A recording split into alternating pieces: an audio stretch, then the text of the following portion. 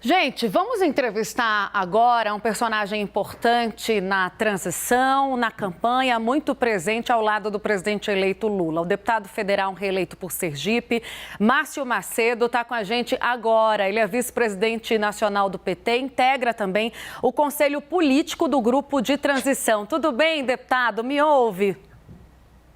Olá, Tainá, tudo bem? É uma alegria poder falar com vocês, com todos que fazem o Jornal 360, com a CNN. Você também foi uma pessoa muito ativa na campanha, na cobertura, né? Dava um trabalho danado, mas participou. Comimos pouco, trabalhamos muito, né, deputado? Isso mesmo. Bom, agora é um outro momento, né, deputado? Estávamos conversando há pouco, eu e os analistas, sobre a PEC, que agora já saiu com o desenho original, mas algumas negociações estão em curso. Eu queria entender o que pode ser enxugada dessa PEC, desse valor, se é que o PT considera diminuir o valor proposto de 198 bilhões de reais e se há espaço também, deputado, para negociar o tempo de vigência do fura-teto relativo ao Bolsa Família. Isso está em discussão, já que é preciso uma proposta de consenso entre a Câmara dos Deputados e o Senado? Olha, Tainá, o Parlamento, o Senado e a Câmara são casas democráticas que é necessário agir diálogo, é necessário acontecer as conversas. Isso é natural da convivência no parlamento. Agora, é fundamental que essa PEC possa ser aprovada nos modos que ela está sendo construída. Porque, primeiro, nós vamos enfrentar um ano 2023 muito delicado, muito difícil. O orçamento que o governo atual deixou é um orçamento fictício, que não contempla o Bolsa Família, o Auxílio Brasil, como foi tratado pelo governo Bolsonaro.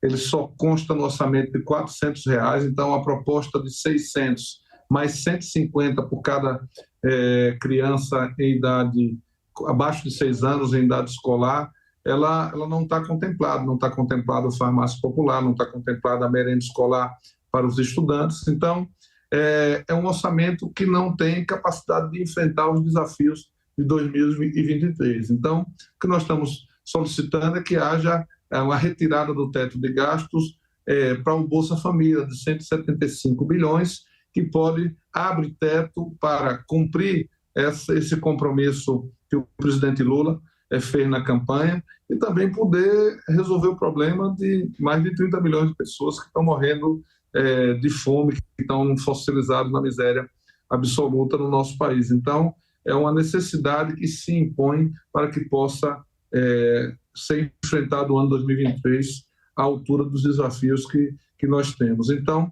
e ter o teto, e ter os 4 anos é uma estabilidade, garante um processo que não terá surpresas, que a sociedade pode se organizar, que o Estado pode se organizar para poder fazer os investimentos que sejam necessários com o povo brasileiro. É importante dizer que esse é um gasto qualificado, né, Tainá?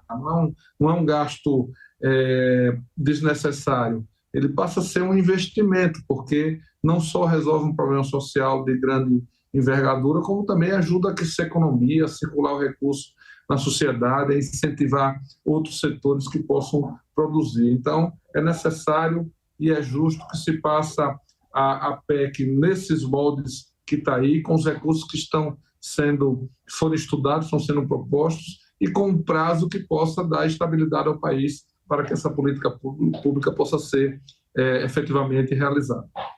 Aqui é um jornal muito democrático, viu, deputado? Então, os nossos analistas também participam. Eu vou chamar a Thaís Arbex, claro, que tem pergunta para você direto de Brasília. Thaís, contigo.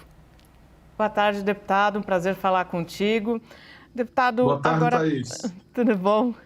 Agora há pouco a gente viu uma declaração do líder Reginaldo Lopes falando da possibilidade de a PEC também liberar aquelas emendas que estão bloqueadas nesse ano por conta do teto de gastos.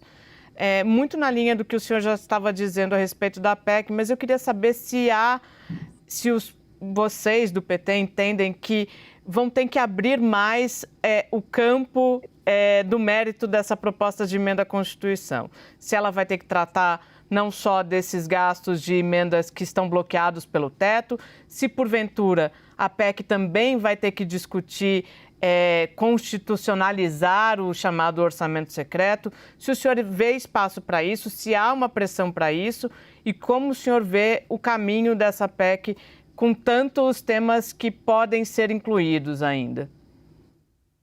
Olha, a PEC, ela abre o teto, a PEC do Bolsa Família, ela abre o teto do Bolsa Família no próximo ano, mas ela abre também um teto já agora, que ajuda o governo Bolsonaro a resolver os problemas dele através os problemas do governo através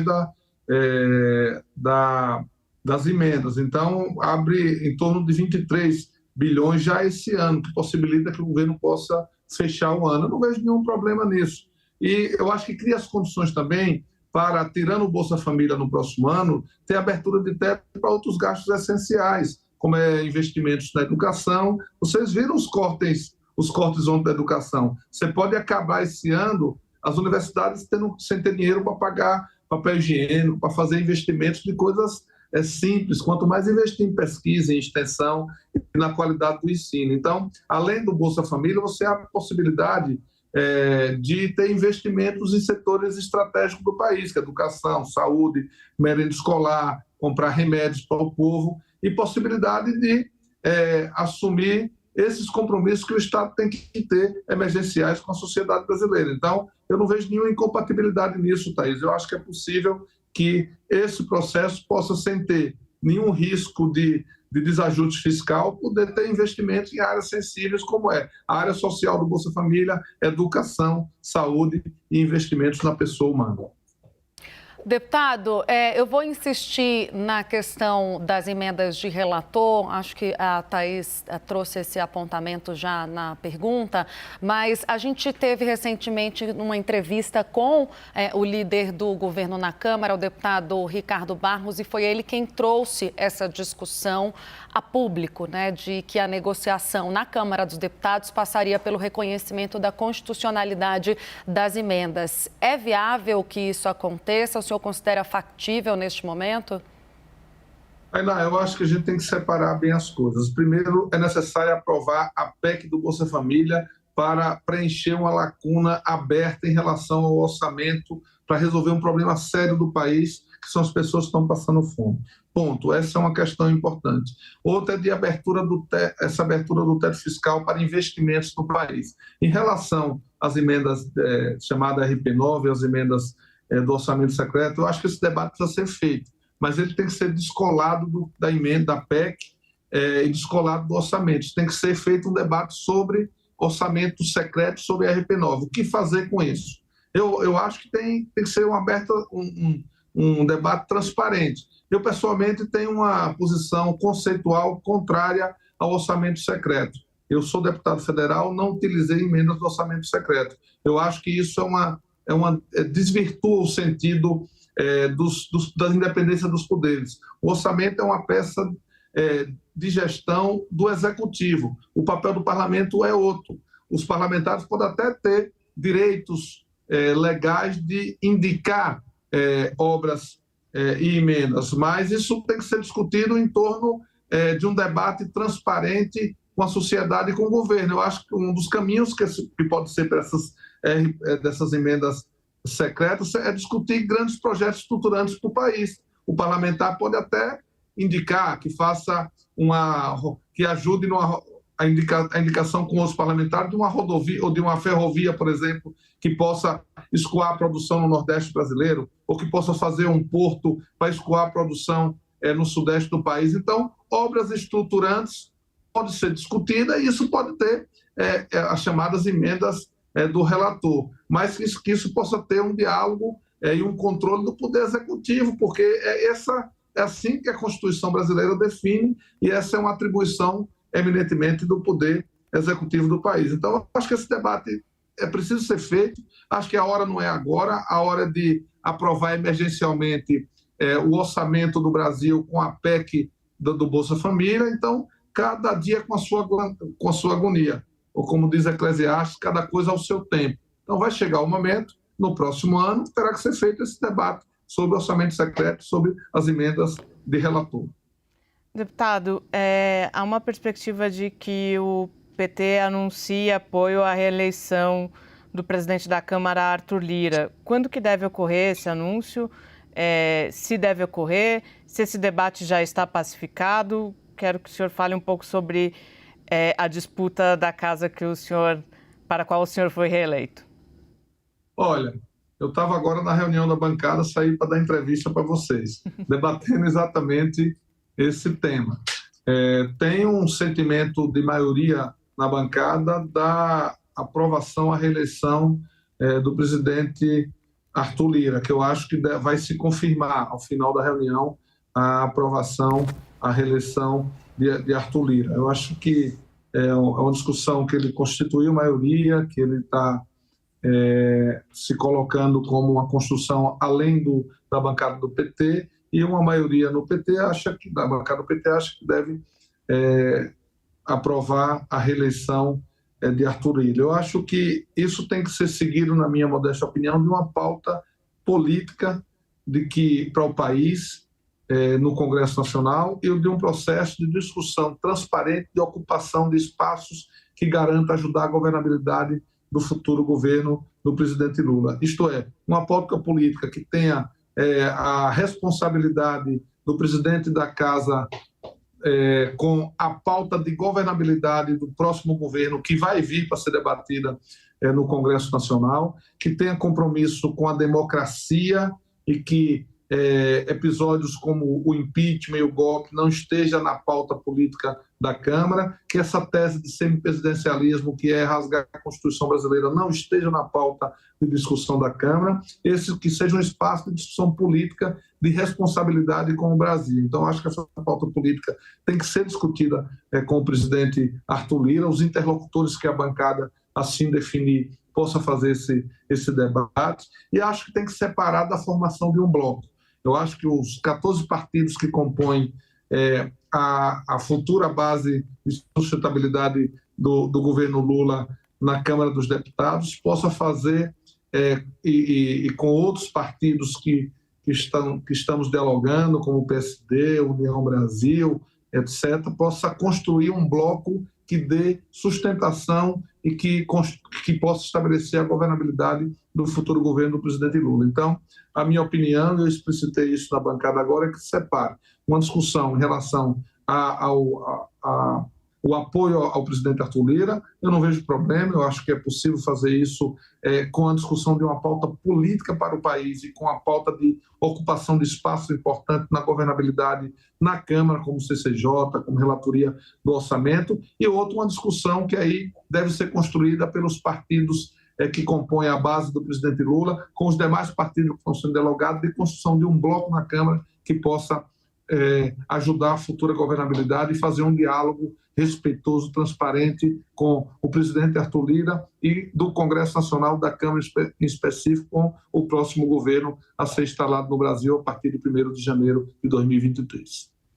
Antes da gente finalizar, que outros partidos, fora aqueles que já estavam com vocês durante o período eleitoral, podem compor esse bloco, deputado? União Brasil, eu sei que tem conversa, MDB, PSD? Eu acho que tem diálogo. Além dos partidos que tiveram no primeiro turno, teve os partidos que vieram no segundo turno, e mais... Eu voltei ou eu saí? Tá aqui. Pode ir. Estou aqui? Então, você teve os partidos que tiveram conosco no primeiro turno, mas os que vieram no segundo turno, total de 14 partidos. Então, tem diálogo também com os partidos do pós-eleição que nós estamos dialogando, com o PSD, com a União Brasil, né? Vamos abrir diálogo também com o Podemos. Enfim, conversar com os partidos com esse objetivo, da construção de um bloco parlamentar que possa dar sustentabilidade política ao futuro governo, possa dar governabilidade ao futuro governo do presidente Lula e que possa também ocupar os espaços da Câmara dentro desse conjunto dos partidos de forma transparente, o diálogo com Arthur Lira de forma muito honesta e transparente. Então, além desses partidos, tem diálogo com o PSD, tem diálogo com o MDB, oficialmente, tem diálogo com o PSD, eu falei, o União Brasil, o MDB, e estou defendendo também que haja um diálogo com o Podemos. Hoje eu liguei para a presidenta do Podemos, a deputada Renata, marquei uma conversa com ela. Acho que aqui é o momento de diálogo, é a casa do diálogo, a gente poder estabelecer um projeto que tenha compromisso com a democracia e com o futuro do nosso país. Deputado, muitíssimo obrigada por aceitar esse convite já desde a semana passada, que eu estou pedindo para ele vir aqui no 360. Muito obrigada. Eu sei que o senhor foi um personagem muito presente durante a campanha, é muito próximo do presidente Lula e está acompanhando de perto as negociações importantes da transição neste momento. Agradeço demais a gentileza da entrevista. Até uma próxima. Eu que agradeço, Tainá, por você me permitir dialogar com o povo brasileiro através do Jornal 360 da CNN. Quero abraçar a Thaís e cumprimentar a todos que nos assistem nesse momento. Muito obrigado pela oportunidade e estou à sua disposição. Obrigada, deputado.